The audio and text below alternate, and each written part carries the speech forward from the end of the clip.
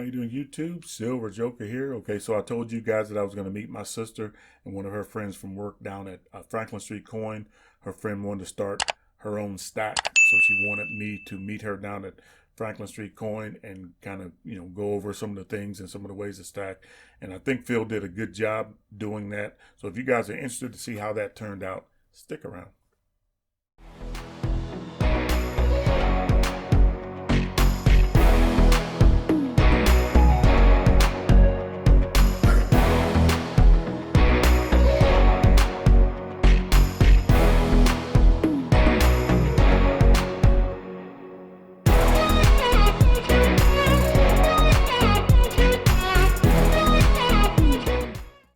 Well, when you're buying silver, there's really three types of silver. You've got 90% silver, which is basically United States currency, pre-64 and earlier coins, quarters, dimes, half dollars. They're made of silver base. So anything between 1964 and earlier, anything earlier. Round that is as large as a 5 ounce round would normally be, but it's pressed so thin that I have never seen one of them before. That is brand new to me. A Oh, 1 ounce round. That is amazing. 1 ounce round. That is pretty. That's pretty amazing. Yeah, that's the first time I've seen one of them. Phil, you've never had one. Well, I don't know. I've never seen No, one. I have not. This is the first time this has come in. This is made by the National Collectors Mint, so That is it extremely thin. tells you a little bit about it. But this is kind of the extreme of what they're allowed to do when refineries can basically do what they want to do, and really what they do is probably driven by what they think they can sell. I mean, in terms of how interesting they can make a piece, it might sell better for them, so they try to make interesting pieces.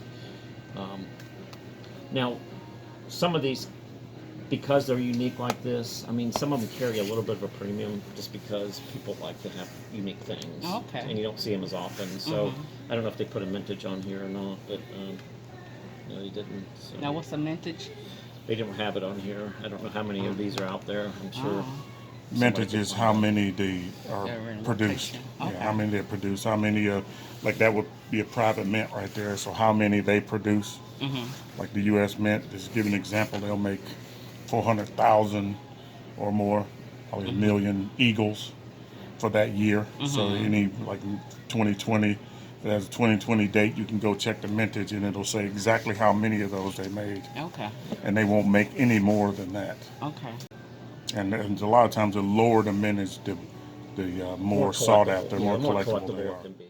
Okay. But in pricing, the lowest, and then mid-range, and then these are what we call the premium. Right. Those would be similar to the American Eagles, also. Yeah.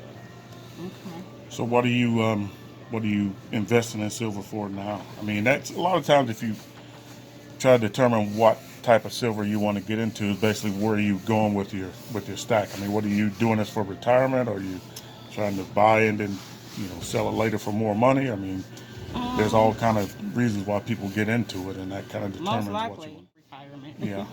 Yeah. Retirement's good. So I'll just tell you what I do. I buy this. I buy the most economical silver I can get my hands on. The cheapest. I don't want to say it's because none of it's cheap, Right. but the most inexpensive is what I try to get. So I started my stack with these. Okay. With these just basic generic silver because it was more economical. I could put more in my stack. And these have a set price every day, sometimes hourly. There's a spot price that comes out for this. Okay, so like today I looked at it's like 27.05 or something like that. That's how much the market says that the basic melt value of this is. Like $27. That's spot price. And that changes constantly. So you can, like what Phil said, you can easily track what your stack is worth just based on melt value, not premiums or anything like that, by just using that spot price. This is a little different. The weight's a little different here. The fact that it's not pure silver, it's 90% silver. So it's a little bit more difficult to track. Okay. But for beginners, I think this is the simplest way to Right. buy silver because I would agree. You know about what you should pay for it, and then you know about down the road what you own, and you can look at silver price and assume that that's the value of your holdings. If you've got 10 bars, and silver's at $30, you roughly have $300 of silver. Okay. What you paid for it is really immaterial at that point because you've already bought it. But Right. you also know then when you're buying it that if silver's at a certain price point, you should be buying it somewhere in that price range, you know. So it's easier to determine whether you're paying fair market value for this. Dealers have different premiums on their premium silver, and they certainly have different premiums on their 90%. So the calculation's a little bit different. This is, I think, for somebody beginning to own silver, I think it's an easier step into owning silver because you feel more confident about what you're buying, and you feel more confident about when you do sell it, what you should be able to get for it. Okay. So it's I would agree with that. there's no worry about the premium over or under. It's pretty much close to, you know, spot price. You kind of know about what you have. Okay.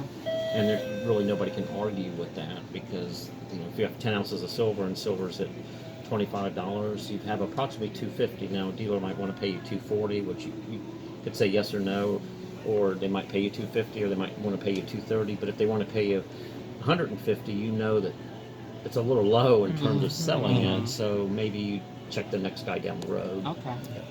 So it protects you as a buyer and a seller, I think.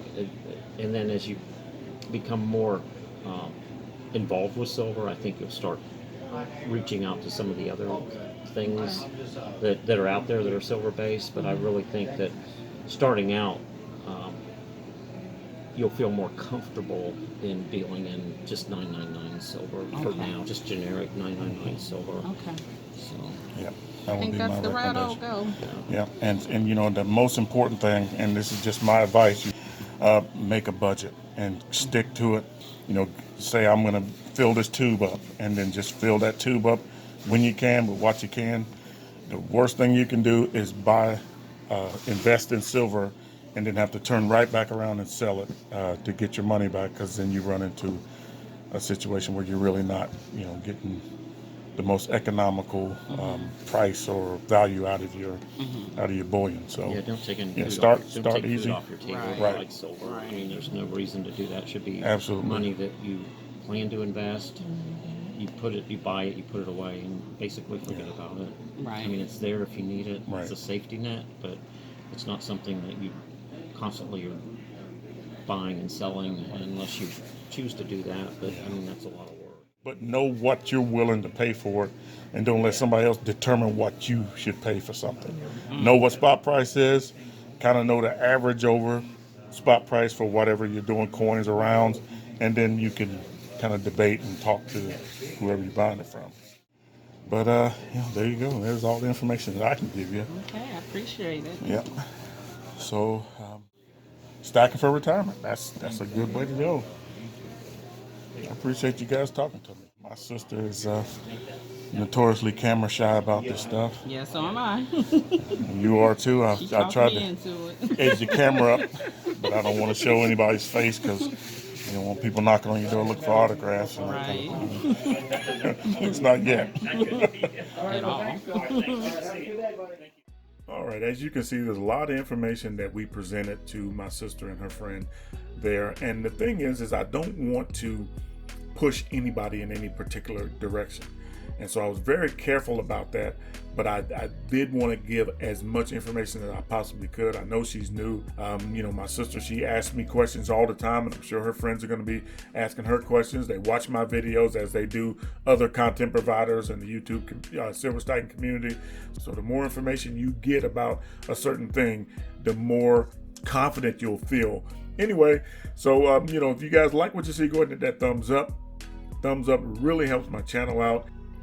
You know, I go into a lot of detail about how I stack silver. You know, sometimes I go into how much I pay for the silver, how much the silver's worth as far as I'm concerned, and exactly my thought process in buying or purchasing a certain silver products. So, you know, if you can give me a thumbs up, that would be great. If you want to see more, subscribe, ring that bell. You'll be notified as soon as I put out another video. I try to put out a video every week, sometimes more often. especially when dramatic things happen, like just happened. I try to put out a few more videos, try to like to be kind of on top of that and give my point of view. And anyway, I appreciate you guys stopping by, showing me so much love. I got a 25,000 subscriber giveaway coming up, so you want to stay tuned for that. And let's just look out for each other. We're not going to get through this thing as individuals. We're going to have to work together. And so, I know we can do it. We've done it in the past, and we will do it again. Anyway, I appreciate you guys stopping by. Keep stacking. Peace.